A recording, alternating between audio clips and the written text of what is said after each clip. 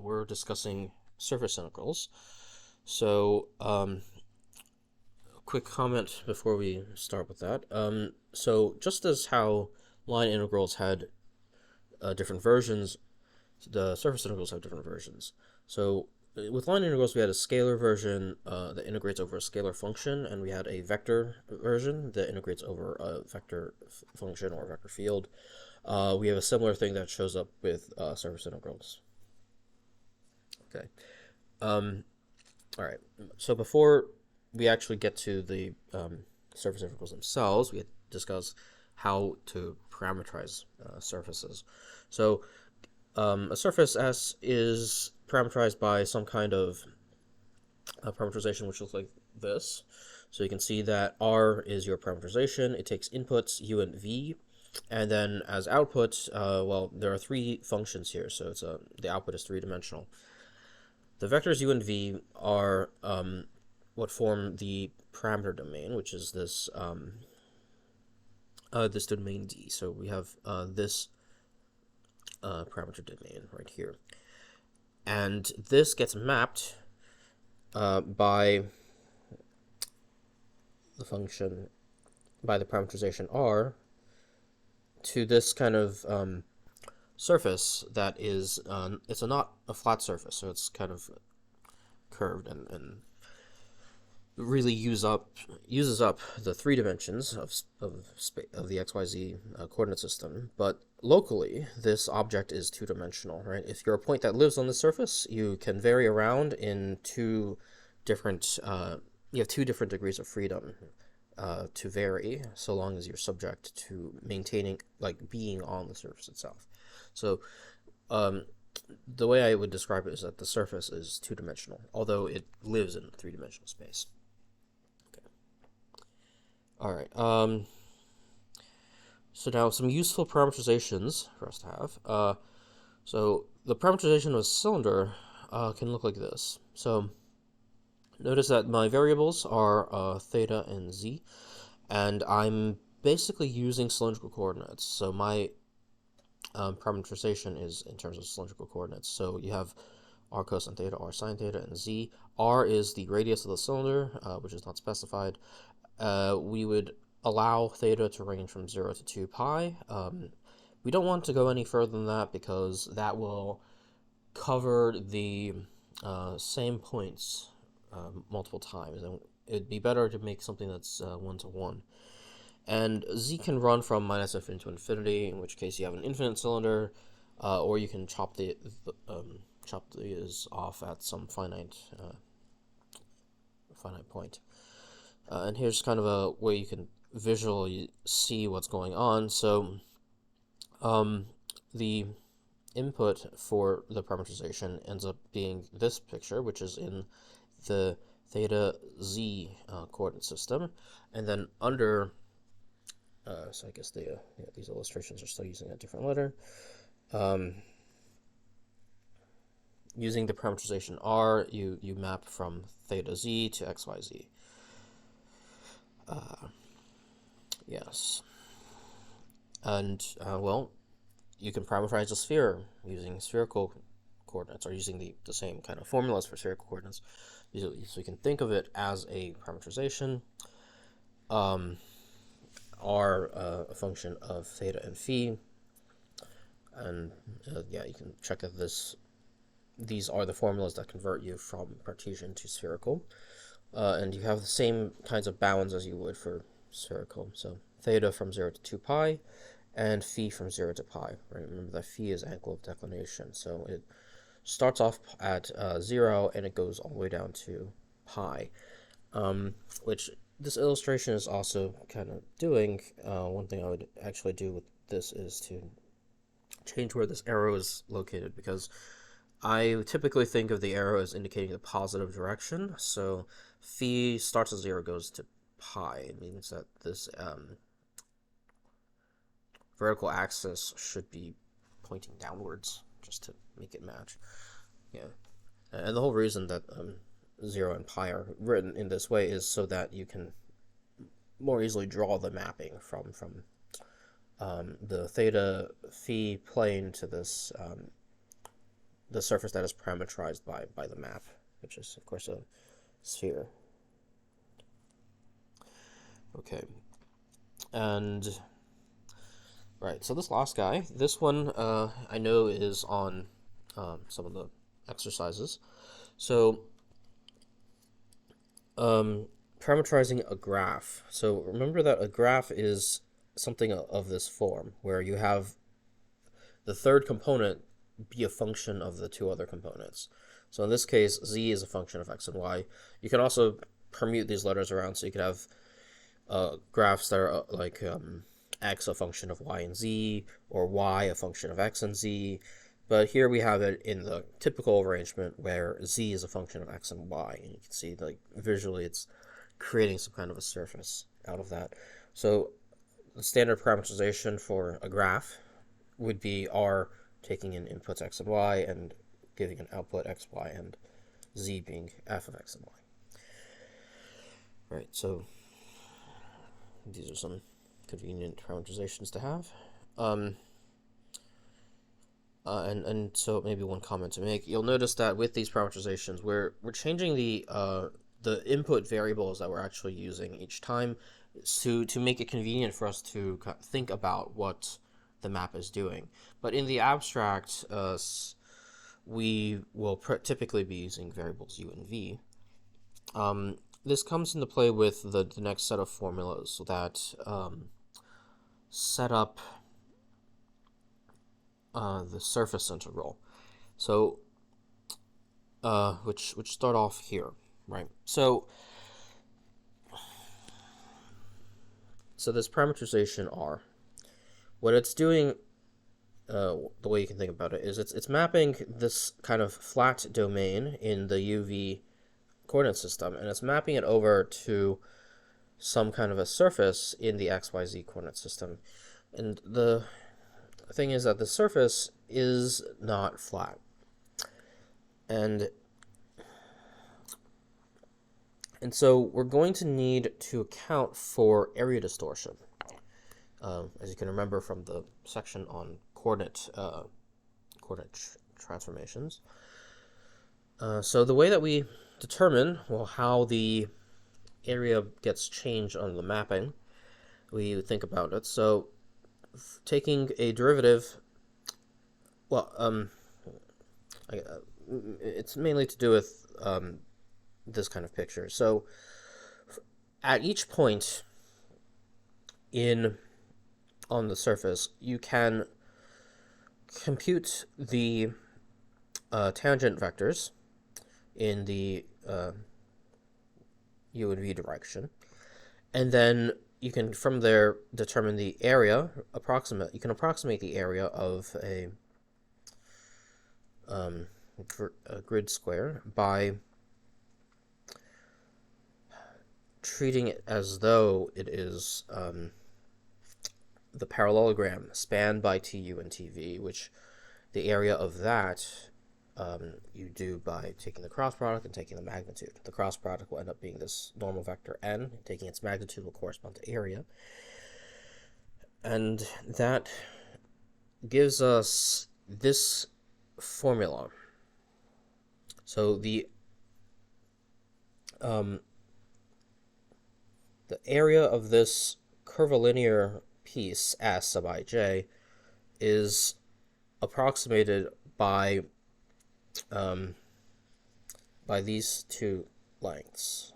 It looks like it's more talking about the lengths that are in orange. So the lengths in orange would be if you had Sij be flat, and then you're taking the cross product of that, constructing a parallelogram and constructing its area. And then so long as these pieces S sub ij are small, then the approximation is good enough, because a more refined grid will make it so that the difference between the curvy part and the flat part will be, you can make it arbitrarily small by making the mesh arbitrarily small. But I want to come back to a little bit of this, which is the construction, because it's important to spell this out a bit more. So these are actually this notation is not about a partial derivative. This is actually labeling. So let me write it like this. So sorry. T sub u is actually defined to be the partial derivative of r with respect to u. Oops, come on. And T sub v is the partial derivative of r with respect to v. So we take the parameterization r, and we end up taking its partial derivatives in the u and v direction. How it changes as you vary u and as you vary v. So over on this left side, the t sub u and t sub v, these subscripts are actually not partial derivatives. These are labelings. These are just to differentiate, or to tell apart what version of tangent vector we're talking about. We're talking about a tangent vector in the u direction and a tangent vector in the v direction. All right, so we have that, and you can see that once you notice the actual definition here. Okay. All right, so you have those, and then, as I said, these are approximating the actual image of a grid square under the mapping R, which ends up being curvy, and you approximate it using a flat portion, which gives you this approximation. And yes, so this factor, taking the cross product of the tangent vectors and then taking the magnitude, this quantity is measuring the distortion of the map R. Okay. And you'll recall that that looks a lot like the Jacobian. That's what the purpose of the Jacobian was. So this factor will actually be playing the role of the Jacobian in the surface integrals, in the formulas for surface integral that we'll construct, which you'll see shortly. And also you can imagine that, well, if this is the individual piece S sub ij, if this is the individual square, once we focus in on a specific d sub ij, you have S sub ij there. Each of these grid squares are different d sub ij's. The I and j are different integers. So you can imagine that if you sum over all the I and j, you take a double summation, and then you take the limit as the grid refinement gets arbitrarily small, then those summations turn into integrals. So ultimately that ends up saying, on the left-hand side, this will approximate the area, or this will compute the area for you. Right? Once you sum over I and j and then take the limit as the refinement gets arbitrarily small, that will compute the area of the surface. And then over here, well, it's going to be a double integral of this. And you can see the deltas turn into differential elements. So this ends up being the double integral of the function 1, really, with the Jacobian. And we integrate over d, which is the parameter domain, the input domain for our parameterization, which is supposedly easier to integrate over. Right. Okay, now for an example using what we know so far. So we're able to verify the surface area formula for a sphere of radius r. So this is not too bad. We use the parameterization of a sphere, as you can see here, computing the tangent vectors. So you compute t sub theta and t sub phi, because in this case our parameterization has inputs being theta and phi. So our tangent vectors we would label in this way. And then we compute the cross product. I think it's straightforward. It's just a bit of an exercise to compute it. And then you simplify it a little bit. You can see that in this third component, r squared, sine phi, and cosine phi are all in common. You can factor them out, and you'll be left with sine squared theta plus cosine squared theta, which is, of course, equal to 1. Then you take the magnitude of this, so there's even more simplification. So first of all, we square each of the components, as you can see. take the sum, take the square root, and then I believe the first thing is that these latter two, is it? No, it's these first two.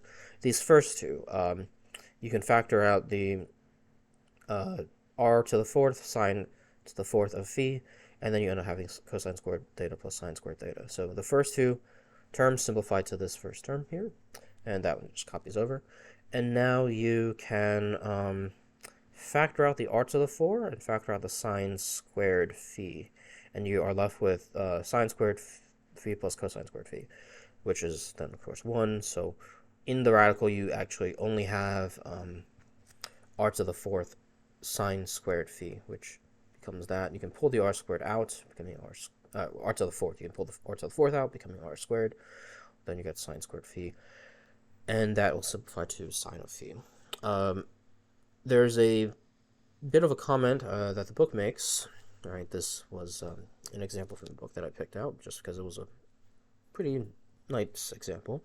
So the book makes this comment that we have to check that sine of phi is always non-negative over the parameter domain. And that's just to make it so that this square root makes sense, because otherwise this could be plus or minus sine of phi. It would depend, right?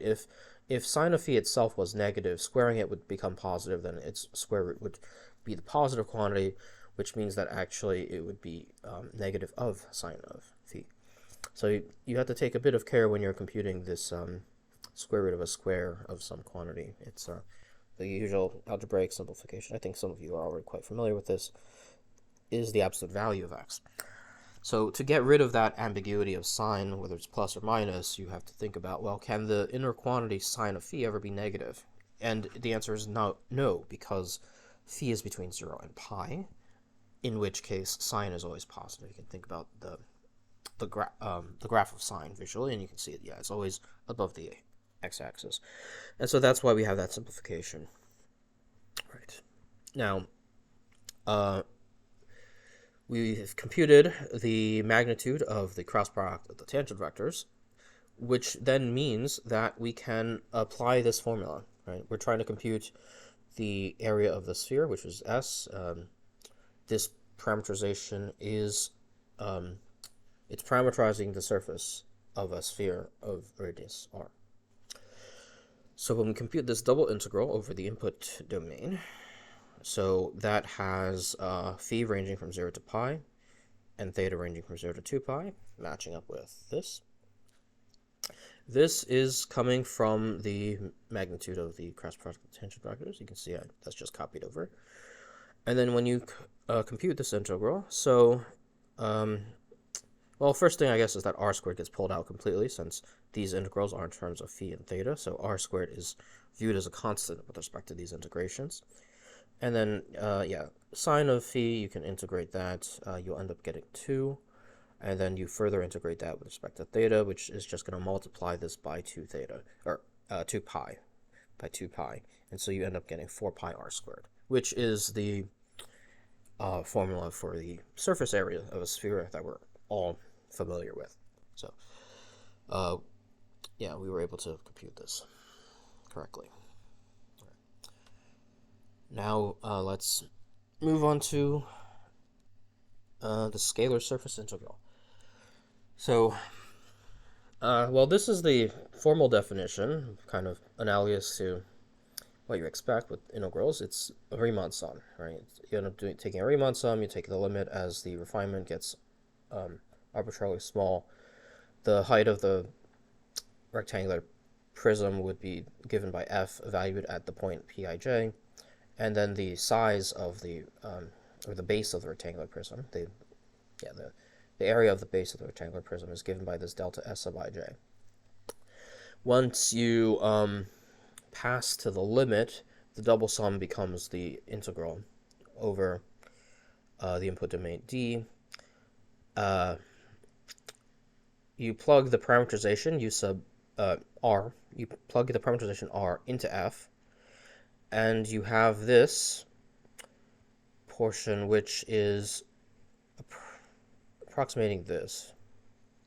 So what's happening here is the Pij is this part, and the um, delta S is corresponding to this part. You can see that from, I believe, what's above here. Yeah, so S sub ij is this. Once you pass to the limit without taking the sums, you get that this becomes delta, or this delta becomes d sub Sij, and this would become this with du dv, which lines up with what we have here.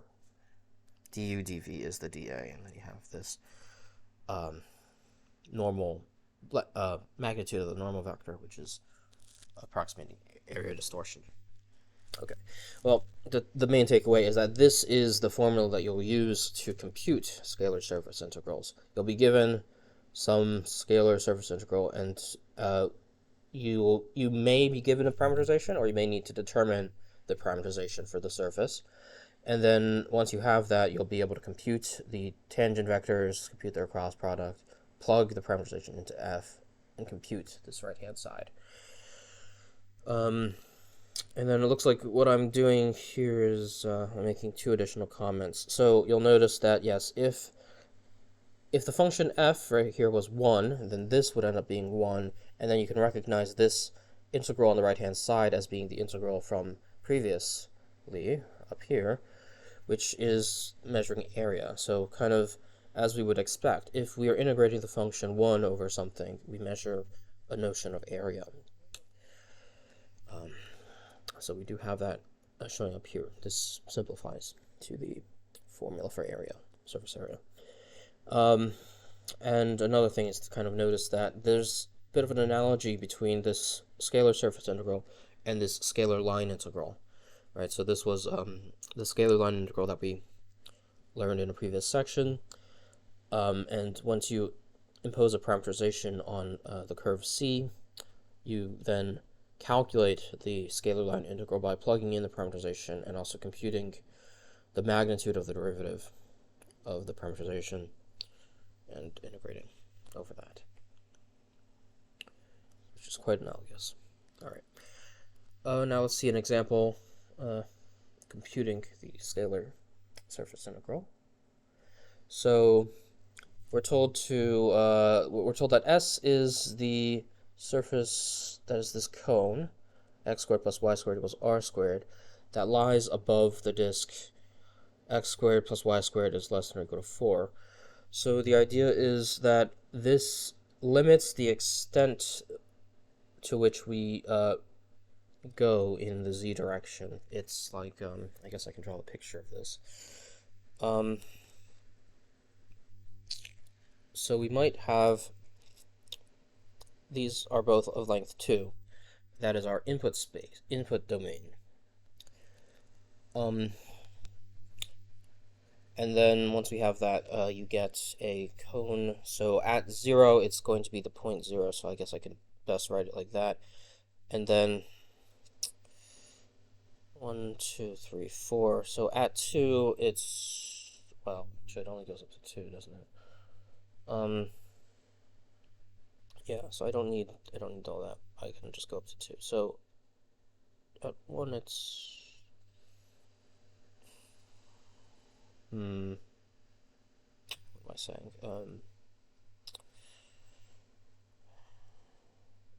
Traces out this.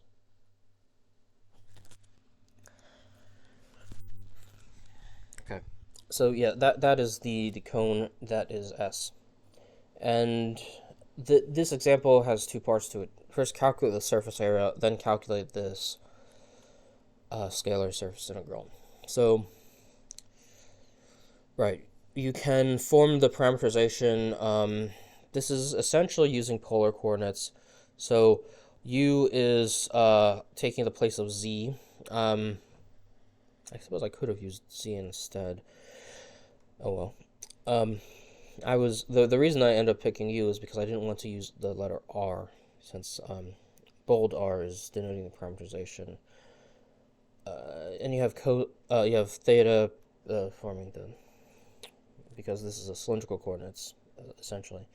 So this parameterizes the surface. You would then compute the tangent vectors, t sub theta and t sub u in this case, just taking partial derivatives.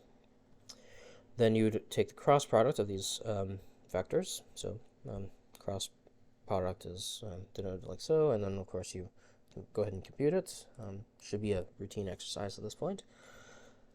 Then you take the magnitude, which is this, and simplifying these two combined together to give u squared, so then u squared plus u squared is 2u squared, and then we have this absolute values if we are technically careful about the square root of u squared, but then noticing that u is positive in our domain, the absolute value of u simplifies to just u itself. So the surface area we would compute by using this formula, and then you can insert that without the absolute values in this case, and then the bounds of our integration come from the parameterization. Integrating is, I think, straightforward. It looks like both of the integrals were taken in this one step. So this is independent of theta, so it introduces a 2 pi, and then you integrate u, which is going to be u squared over 2 evaluated.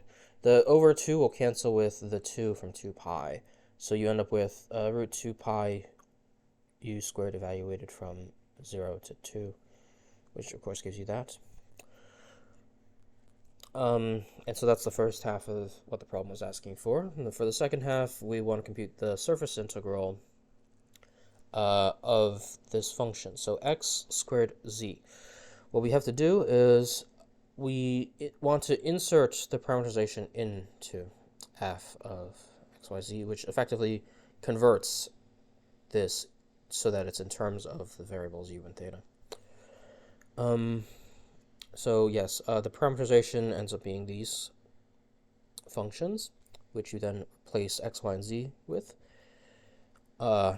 which then gives you this quantity, and of course you simplify that and you get that. So our scalar surface integral, which the formula for computing is this. Well, we've just calculated what f converts to under the parameterization. It converts to this expression. And t sub theta cross t sub u was computed previously, so it was root 2 times u. So now we end up taking the double integral of this over the input domain, which then forms this integral. And then you'll notice that, well, the integrand is a function that you can split into a product that is a product of a function totally in terms of u and a function that is totally in terms of theta. And so we are able to split this double integral into a product of single integrals. So yeah, you integrate u to the fourth du from 0 to 2, and you integrate cosine squared theta from 0 to 2 pi. So both of these will be fairly straightforward. You get 32 over 5 for the first one, you get pi for the second one, which gives us the final answer written there. Okay. Now, before we then talk about the vector surface integral, we have to bring up orientation, because it will make a bit of a difference with these surface integrals that are over vector fields. So orientation. The point is, well, the book describes this with a bunch of words. So at each point on the surface S, you can create a normal vector n. You can create two different normal vectors n. One that is pointing, well, one will always be pointing in the opposite direction to the other, right? One will be negative n. And so, you need to choose which normal vector n to be using. And what else am I trying to do here? So yeah, so TU cross TV is going to be normal to the tangent plane, but you could just as easily have done T sub V cross T sub U, which would of course be the negative of this, right? Because the cross product is anti-commutative. So if you swap the two arguments, you end up introducing a negative. You get the vector that is pointing in the opposite direction. So there are technically two normal vectors that you could set up. This is, of course, normalizing it to make it a unit vector. So the convention that is typically used, which I'm mentioning here, the typical convention is to use the outward pointing normal vector for the surface, where outward depends on what the surface is. So, but it should be clear from context usually. If it's not clear, it'll usually be given to you in the problem statement. And I'm further making a remark that with the two theorems that are coming up, the next two sections, Stokes' theorem and divergence theorem, orientation will play a role in setting up the integrals for these two theorems. So it's somewhat important to pay attention to the orientation. Okay. So now for the vector surface integral. Okay, so as you'll recall, with the section on line integrals, there were actually two different kinds of vector line integrals. There was, so I'm just bringing this up to kind of bring up an analogy here. Switch colors.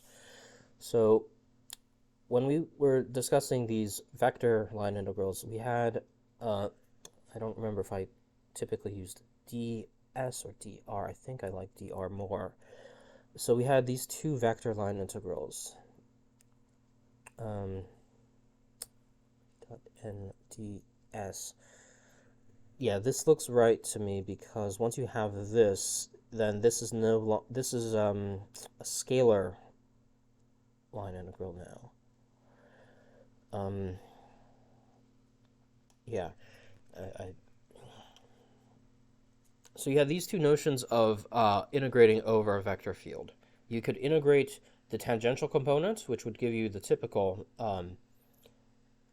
vector line integral, and you had the integrating over the normal component, which would be the integral that computes the flux of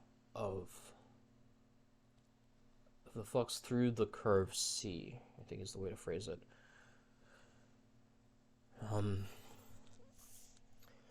And so the scalar, so the surface integral of a vector field is defined analogous to this latter version, where it's computing flux instead of computing. This guy more computes work. The part of the vector field that lies along the curve. This is the part that is tangent to the curve, sort of measuring how much is going through the curve. So for the vector surface integral, the double integral is measuring how much of the vector field is passing through the surface. Right? So we end up dotting it against the normal vector. Okay. The book goes through an intuitive treatment of this, so you can check that. But I'm just going to go right to the definition here. So this the surface integral of f over s is represented by this symbolically, right? So vector field s dot ds. You'll notice that s is bold here, whereas over here it is not bold. So this is signifying that here we're integrating over a vector field. Here we're technically integrating over a scalar function. Once you take the dot product of f with n, this is the product of two vectors, so this ends up being a scalar. So you end up re-expressing the vector surface integral as a scalar surface integral. Okay, which is kind of similar to what happened with line integrals if you look at that. Okay, so right from this formulation you can see that the surface integral is measuring the component of the vector field that is normal to the surface. Right? That's what the dot product is doing. It's capturing the normal component of the vector field. Then with a bit of work, you can insert the parameterization into the picture. And so the first line here is just copying this part down. And then n is defined to be normalization of TU cross TV. It's TU cross TV is going to give you something that is normal, and then that is normal to the surface at the point, and then you normalize it to make it a unit vector. And that was what was defined in this previous part. It was defined to be n. So once you do that, so that's just rewriting this. And now you insert the parameterization here. So inserting the parameterization into f gives you this. And then when you have that, you're able to convert this integral. This double integral is still a surface integral. But this double integral is technically over a flat region. I mean, you can still think of it as a surface integral, but it's in the special circumstance where the surface is flat. So another way of noticing this is that S has turned into D. D is the input domain. D is supposed to be a flat region, whereas S is supposed to be a curvy region. And then you have this differential S and dA here. So dA is supposed to be du cross dv in this case. So to kind of maybe notate this a little bit, the ds here has expanded out to this. As you recall, ds is equal to that. Whereas the integrand part is only this part that's in parentheses. Okay. Now with this, you can obviously see that there's a cancellation. So once you apply the cancellation, you own it with this, which gives you a different formula for the vector surface integral, the surface integral over our vector field. And this guy is more like the formulation that you'd actually use to compute vector surface integrals, since you'll want to have a parameterization, and then from the parameterization you can do everything that you need to make this integrand, and then to construct this double integral over the parameter domain D. Okay, yeah, so this is the formula that we'll typically work with for vector surface integrals. Let's see an example of this. So here we're asked to compute this surface integral, where the vector field is given by this, and the surface, we're actually told the parameterization, so we can go ahead and use that. So in order to, what we're aiming to do is create this integrand. So we need to compute tu cross tv. So tu, you just take the partial derivatives with respect to u for r, giving you 1 minus 1 and 1. That should be pretty clear. And then the partial derivatives with respect to v would give you 0, 2, v, and 1. Right.